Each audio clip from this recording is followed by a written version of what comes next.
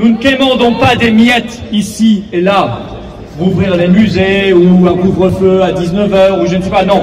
Nous demandons à ce que tout soit rouvert tout de suite.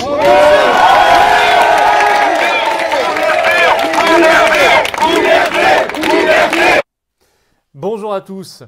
Cette fameuse journée de résistance à Nice, à quelques heures du reconfinement de la ville et de la bande littorale, ben voilà, vous allez pouvoir y goûter par cette vidéo, et notamment le discours que j'y ai fait sur la place une place bondée, place pleine, sous un soleil éclatant, la place du Palais de Justice, d'ailleurs sous les fenêtres d'Estrosi. Le samedi, nous sommes sous les fenêtres de Véran, là j'étais sous les fenêtres d'Estrosi. D'ailleurs, ça me donne vraiment envie d'aller réveiller la résistance partout en France et de faire ce genre de rassemblement dans les régions, dans les départements, en plus du samedi, puisque nous le faisons depuis 17 semaines, devant le ministère de la Santé. Et ça, on va continuer également. Alors, vous allez voir que l'ambiance était folle à Nice. Et vous allez comprendre pourquoi ce rassemblement a tant déplu à l'oligarchie macrono-covidiste. Pourquoi on nous a fait des procès de Moscou depuis? Eh ben, c'est extrêmement bon signe. Voilà, parce qu'on a mis un bon coup de pied dans la fourmilière covidiste et on a appelé à une autre stratégie qui arrête de détruire le pays, qui arrête de détruire nos libertés, les métiers, en l'occurrence Nice par ailleurs, une ville qui souffre beaucoup depuis le début de toutes les restrictions, toutes les folies. Et qui appelle au bon sens et à une vie normale, une vie heureuse. C'est ce que nous souhaitons et notamment on a combattu ce pass sanitaire annoncé par Macron. Je vous remets ici le lien sous la vidéo en description vers la pétition nationale à signer, à partager partout autour de vous si vous ne l'avez pas encore fait contre ce pass sanitaire. Déjà des dizaines de milliers de signatures, mais il faut continuer à informer autour de vous et à signer vous-même. Voilà, moi je pense qu'on doit se battre de plus en plus fort parce qu'ils sont de plus en plus fous. Voilà. Et je vous appelle à le faire avec nous. Ça, c'est une arme. C'est la carte orange d'adhérent aux patriotes, le passeport vers la résistance, la liberté et vers la France. Le lien pour adhérer, réadhérer ou faire un don de soutien. Et tout ça est défiscalisé pour que nous puissions mener ces actions. Eh bien, se trouve sous la vidéo en description. Le lien pour adhérer, réadhérer se trouve également en commentaire épinglé. Et en fin de vidéo, vous verrez, vous pourrez cliquer directement sur l'écran pour nous rejoindre. Bienvenue d'avance aux patriotes, ne restez pas seuls. Bravo à ceux qui nous font un don pour mener toutes ces actions parce que l'État, c'est zéro pour nous. Les banques, évidemment, pareil. Et puis, je vous invite à profiter de cette vidéo de Nice et surtout à nous rejoindre dans les prochains rassemblements partout en France. Vive la liberté, vive la France.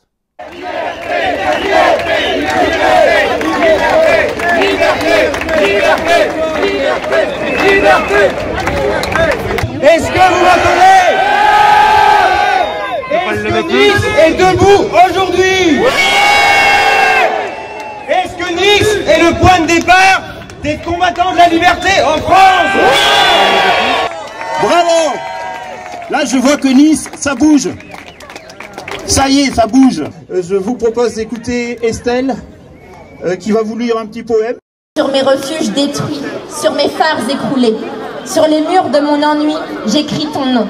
Liberté! Liberté! Liberté! Liberté! Il s'agit du conseiller régional pour lequel je vous demande de faire un tonnerre d'applaudissements. Dominique Bourse-Provence.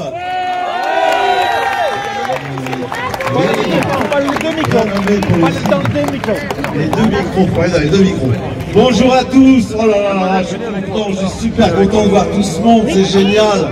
On avait dit qu'il y avait au moins 300 personnes. Alors je pensais que c'était un peu du bluff, du sud, vous voyez. Eh ben non, c'est pas vrai, vous êtes plus nombreux que ça encore. Bravo à vous. Et je vous apporte le soutien des gens d'Île-de-France. Merci à vous, merci à tous. Liberté! Liberté! Liberté! Liberté!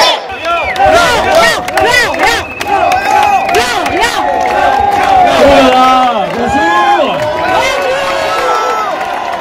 Bonjour Nice! Vous êtes extrêmement nombreux, bravo!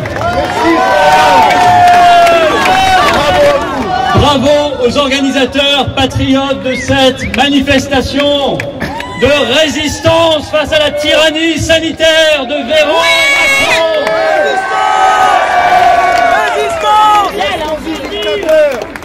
je tenais absolument, ne vous inquiétez pas Estrosi, je ne vais pas l'oublier. C'est prévu. Je tenais absolument à être ici, à l'épicentre aujourd'hui dans notre pays de ce qu'est cette dictature sanitaire qui est en réalité une dictature politique. Car les décisions qui sont prises n'ont plus rien de sanitaire. Ce sont des décisions exclusivement politiques. Absolument. Alors, c'est tout simple, pour savoir où il faut aller, il faut suivre, il faut être sur les traces de Véran.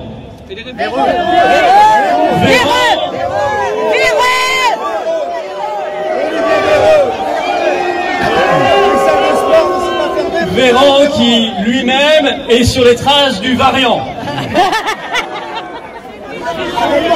Donc, on suit le variant. Alors, il y en a plein des variants. Le petit nouveau, c'est le variant new-yorkais. Je ne sais pas si vous avez entendu. Et le variant français. Véran suit le variant et nous, on suit Véran. Et on est là pour imposer un esprit de liberté et de résistance face à la folie. Alors Véran, Macron, Castex hier en conférence de presse ont annoncé qu'ils allaient faire ce qu'ils ont appelé du cousu humain. Du cousu humain, je vous explique ce que ça veut dire. Alors ils font pas dans la dentelle ceci dit. Du cousu humain, ça veut dire qu'ils vont à la fin nous reconfiner, mais ils le font département par département, territoire par territoire. Et vous, vous êtes les premières victimes de cette dinguerie. Mais le cousu humain, ça n'est pas que ça. Par rapport au carnaval. C'est ce qu'a annoncé hier aussi Macron, comme ça à la va-vite, le pass sanitaire.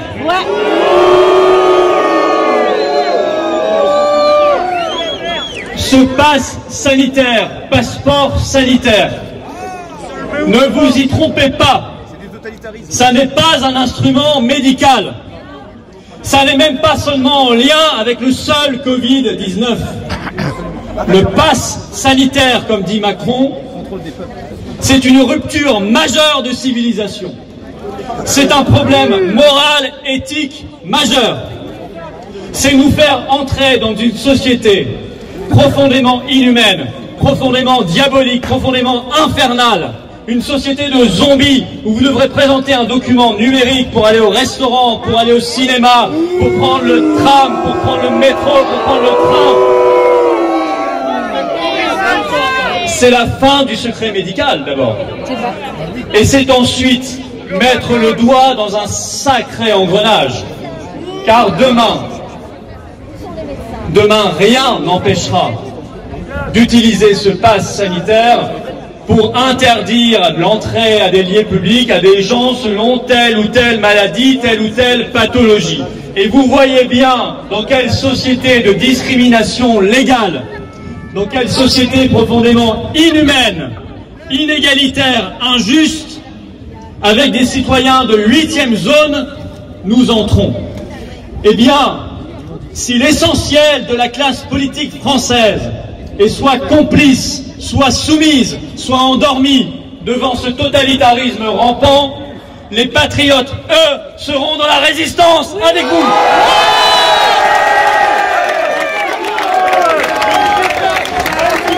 On ne sera pas manipulé. Résistance, résistance, résistance, résistance, résistance, résistance, résistance, résistance, résistance. Tout ce qu'ils annoncent, les confinements, les couvre-feux, les fermetures, les restrictions en tout genre, on ne sait même plus les nommer, ils ont énormément d'imagination dans ce domaine-là, ça, il n'y a pas de souci. Eh bien, tout ce qu'ils annoncent, ça relève du charlatanisme. Nous savons maintenant que ces couvre-feux et ces confinements ne servent à rien, sinon à tout détruire. Ces confinements détruisent tout sauf le virus. Et quand nous le disons, nous nous fondons, nous, sur la science. Nous avons regardé l'étude de Stanford, du meilleur épidémiologiste au monde, M. Ioannidis. Nous avons regardé l'étude du CHU de virologie de Toulouse, qui a démontré, chiffre à l'appui, que le couvre-feu à 18 h aggravait l'épidémie.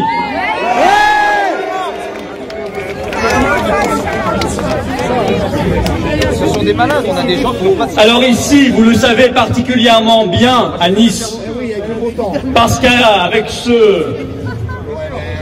j'allais dire cet apprenti dictateur, mais il n'en est plus à l'apprentissage, d'Estrosi,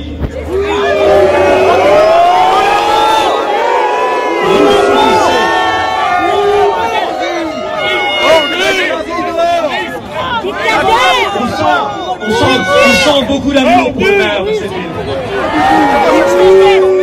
Mais vous avez raison, parce que je crois qu'il ne vous aime pas beaucoup. Et surtout, il n'aime pas beaucoup les Niçois, il n'aime pas beaucoup la liberté. Parce que ces gens-là, Estrosi en tête, c'est ici que les restrictions sont les plus importantes et les plus précoces de France. Et il faudrait peut-être se poser des questions, parce que c'est justement ici qu'on a imposé les premières restrictions, c'est ici qu'on a commencé à imposer le masque à l'extérieur, et c'est ici qu'apparemment ça va le plus mal. Alors il faudrait peut-être de temps en temps réfléchir et se dire que ce qui n'a pas marché hier ne va pas marcher demain. Mais croyez-vous qu'il soit capable de réfléchir comme ça? Bien sûr que non.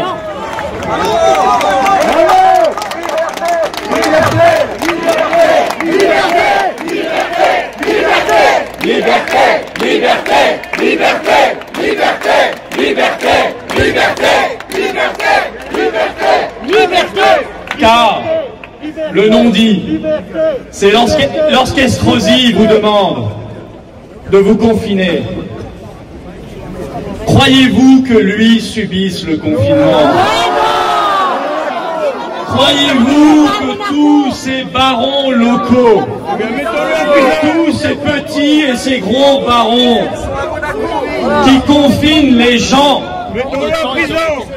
vivent et subissent le confinement? Bien sûr que non. Ils ont la dérogation, ils ont l'attestation, ils ont le précieux sésame qui leur permet, eux, de continuer à vivre normalement. Et surtout, eux continuent d'être payés à 100%. Alors que ceux qui subissent les fermetures et les restrictions sont mis dans une panade sans nom. Et ils n'en ont manifestement rien à faire. Et puis moi je le trouve très gonflé quand même, votre maire Estrosi. C'est pas notre maire. C'est pas notre maire. Moi je le trouve gonflé, Estrosi, parce que je me souviens de ce qu'il disait au début de l'épidémie. Il disait que lui-même il avait été soigné par le professeur Raoult.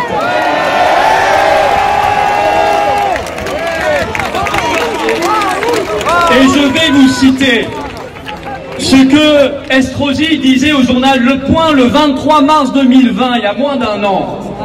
Il ne serait pas acceptable que la population de Nice ne puisse bénéficier de ce traitement. Et il avait raison. Il avait raison, mais aujourd'hui, il semble avoir oublié ces belles paroles. Il semble avoir oublié qu'il avait été traité par le chloroking de Marseille, le professeur Raoult.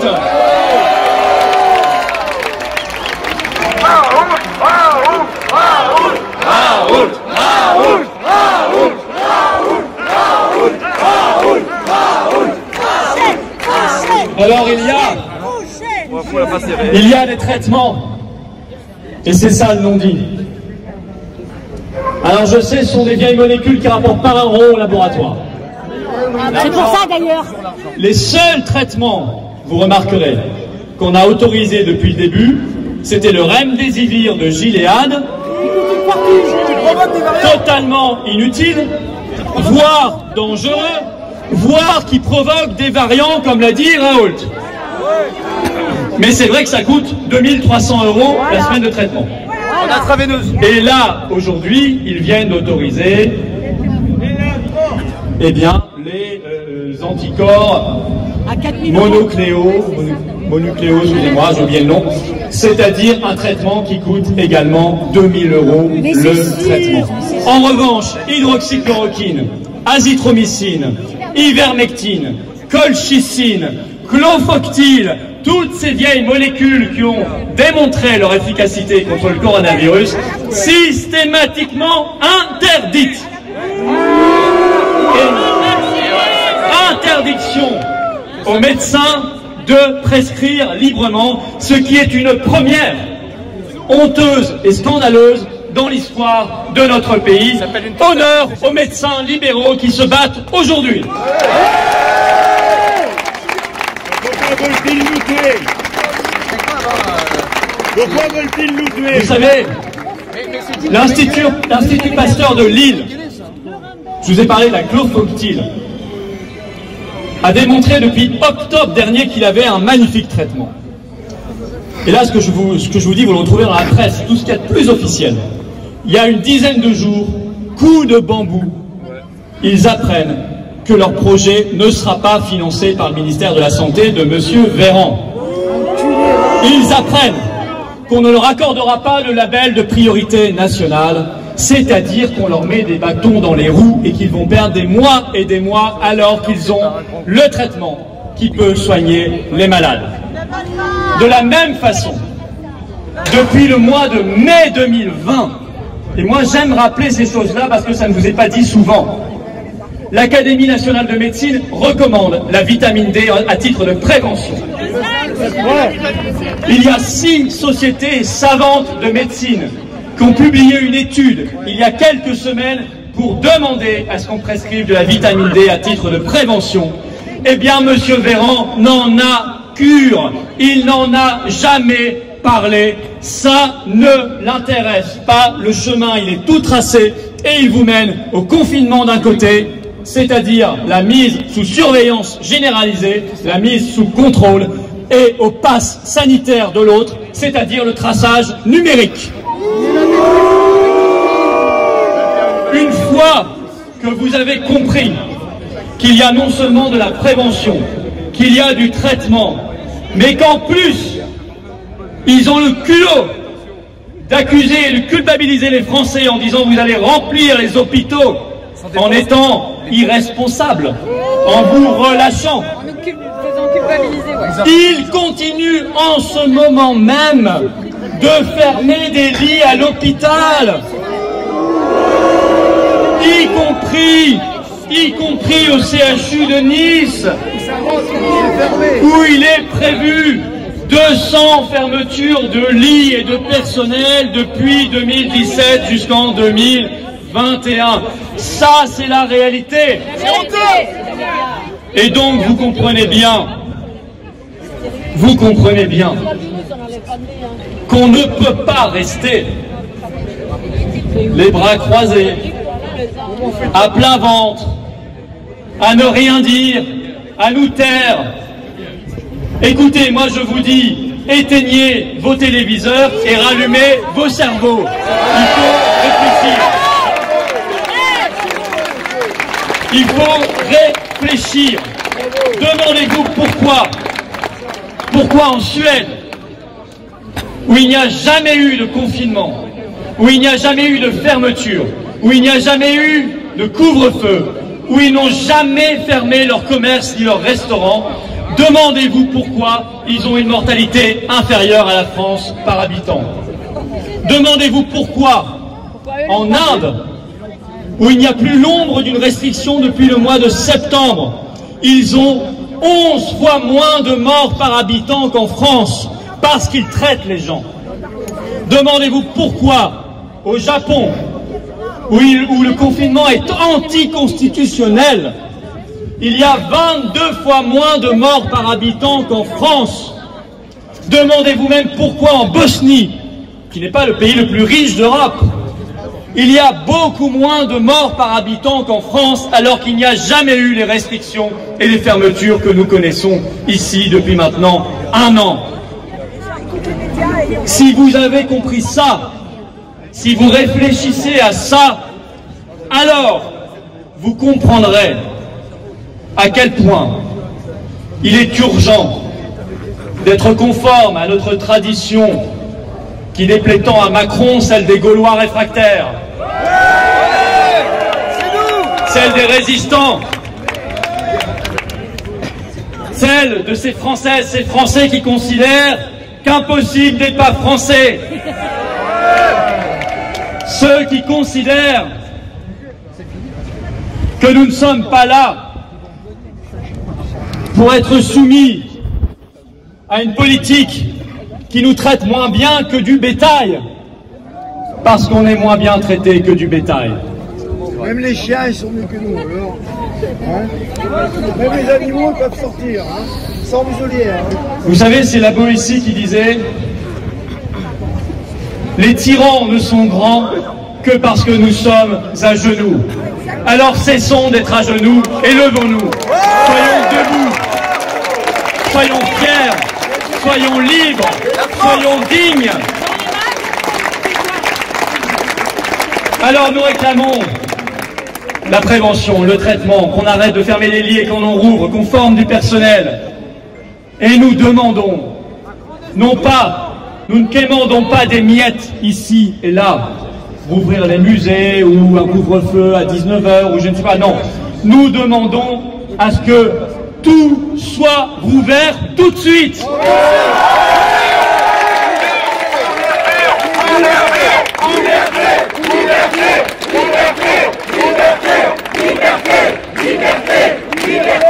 Nous demandons et nous exigeons le retour de toutes nos libertés tout de suite.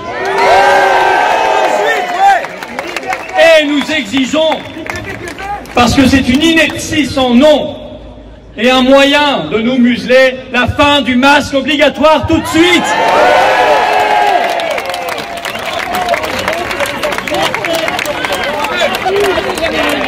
Revenons à l'humanité, revenons au bon sens, revenons à la raison. Nous ne voulons effectivement ni des variants, ni des vérans, ni des véreux, ni de leurs verrous, ni de ces verrues qui nous imposent sur le visage et que nous nommons masques. Nous ne voulons pas de cette caste qui nous dirige et nous a servi depuis si longtemps et qui a trouvé dans ce virus le prétexte pour faire de nous des gens dominés, des gens obéissants, des gens soumis, Les Chinois, il y a 30 ans, c'est-à-dire l'inverse de ce que nous sommes et l'inverse surtout de ce que nous voulons transmettre aux générations qui viennent. Nous n'avons pas le droit, au nom de nos ancêtres qui se sont battus pour notre liberté, nous n'avons pas le droit de renoncer pour nous-mêmes, pour eux-mêmes, nos ancêtres, et pour ceux qui viendront après nous. Nous n'avons pas le droit de leur laisser ce monde-là.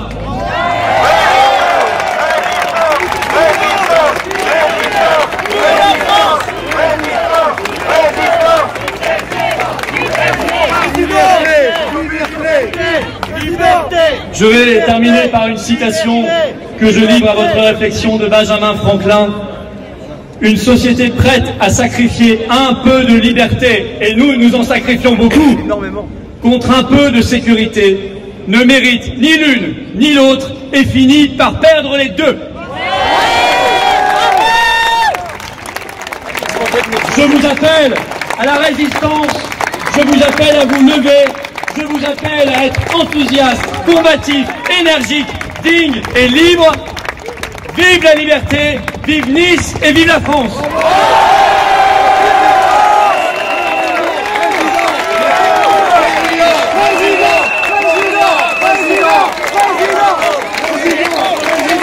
Liberté, liberté, liberté, liberté, liberté, liberté, liberté, liberté, liberté, liberté, liberté, liberté, liberté,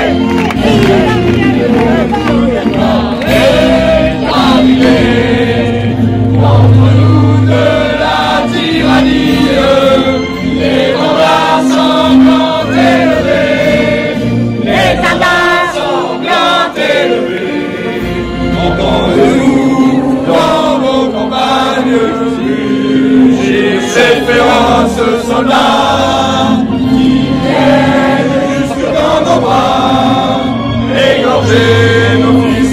accompagne aux armes citoyens, parez vos bataillons, marchons, marchons,